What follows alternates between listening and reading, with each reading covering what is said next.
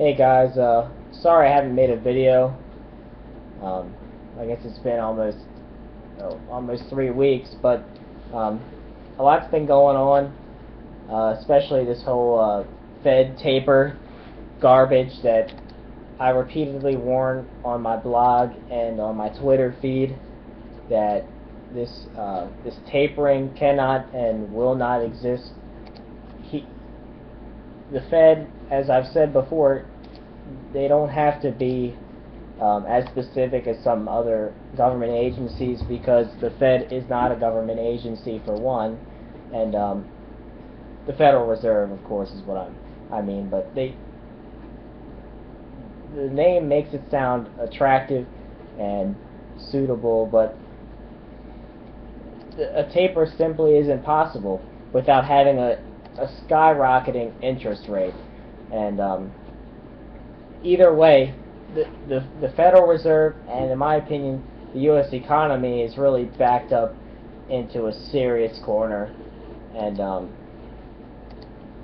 quite honestly, I don't know what to really think, because nobody knows where to put their money right now, and that's never been the U.S. has never been in a situation like that before, where there's no place to put your money. I mean, the bond market is, on a tear to the downside. Rates are skyrocketing again. I mean, to me, it's looking textbook just like the 80s, where we had this high interest rate kind of environment. And the thing is, back in the 80s, people actually were employed, and people could actually afford to pay for these things, pay for a 10 or 15% mortgage rate. And now, I mean, people are sinking on a 3% mortgage rate or 4 or 5% mortgage rate, and having interest rates tripled would kill everything. The cost of money is critical. That's what, interest rate is the cost of money. And if that's too expensive, this whole scheme, this whole pyramid would pretty much collapse from the base up. And in my opinion, I think the Fed meeting and the way the markets have been reacting, especially the gold market,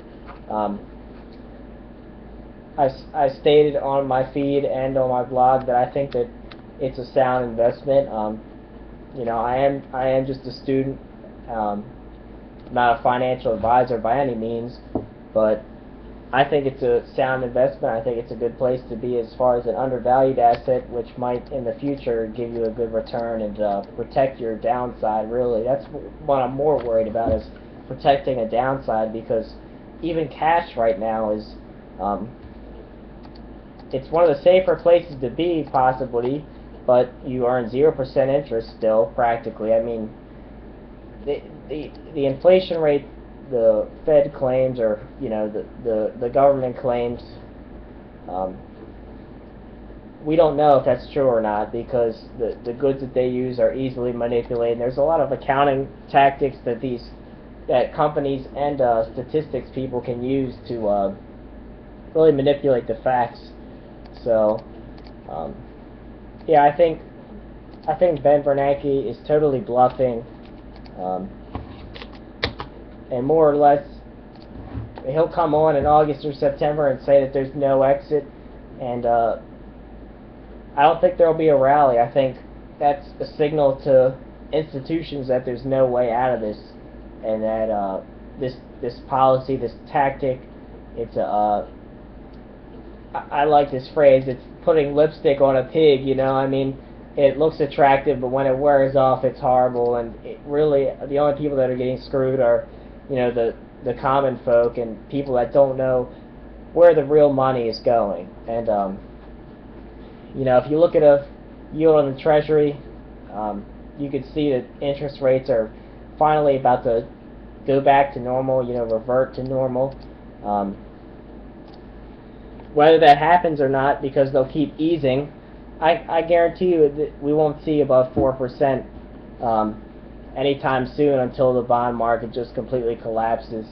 And in that case, we would have a currency crisis, because we can't buy our bonds anymore without devaluing our dollar. And in that case, that's when gold would be a good safe haven for your money.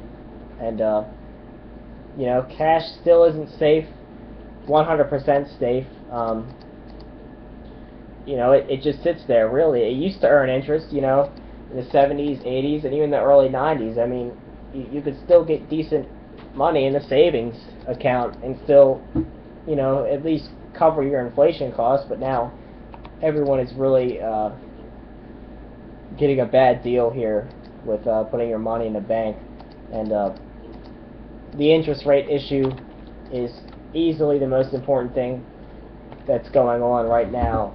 And that's what hits the normal consumer, the average consumer, is the interest rate. And this mortgage scheme that they have going, home sales, you know, investors really look at home sales and all these other metrics, I guess, of data that they claim, you know, how good is the economy doing.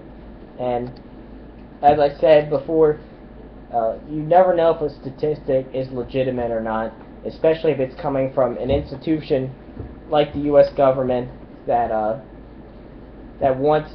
give people what they want to hear.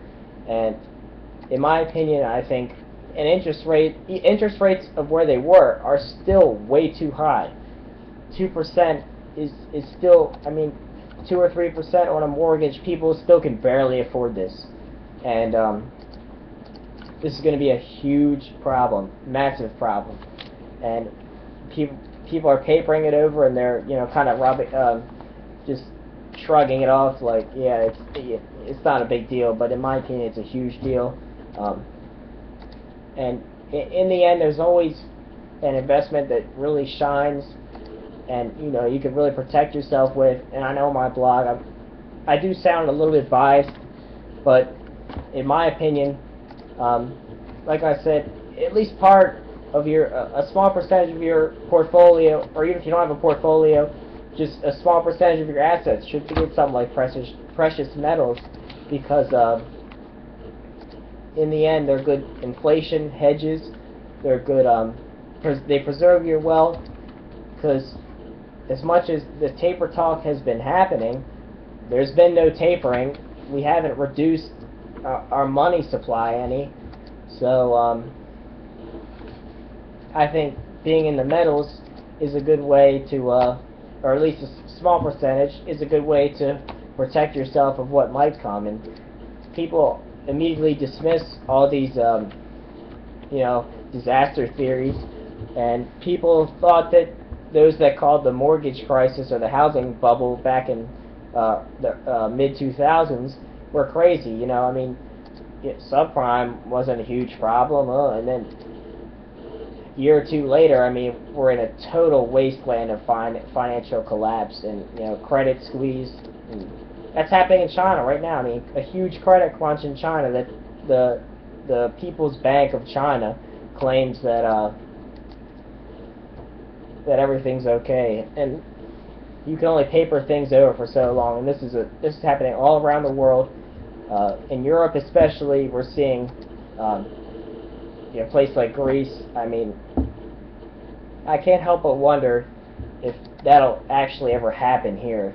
I mean, it's very possible, because money doesn't discriminate. You can't print endlessly and expect, you know, we can't expect our dollar as a reserve currency to hold its value, because, like I said, money doesn't discriminate.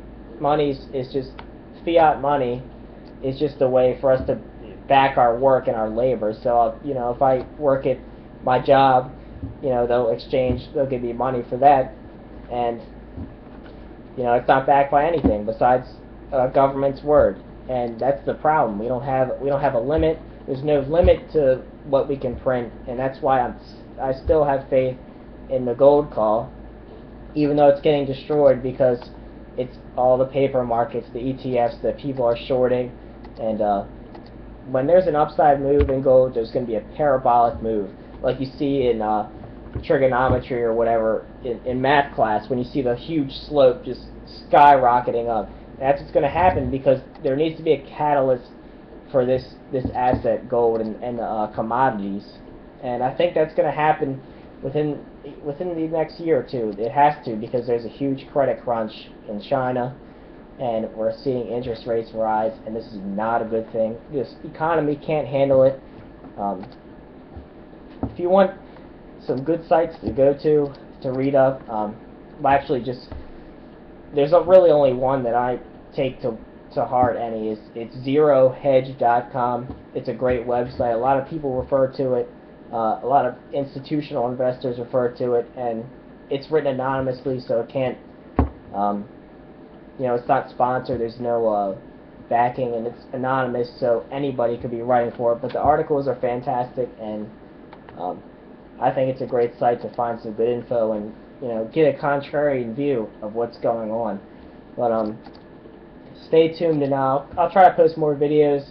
I'm sorry I've been so scarce, but I figured I'd talk about this big Bernanke bluff. I think that's going to be what it's going to be called when we look back on this. It's going to be a bluff, and we're going to see a huge correction. Correction is a nice word for it, and that's what I think is going to happen. But I'm taking a protective approach. If you want, you can go to my blog. I'll post a link here on the video, and thanks for watching. Take care.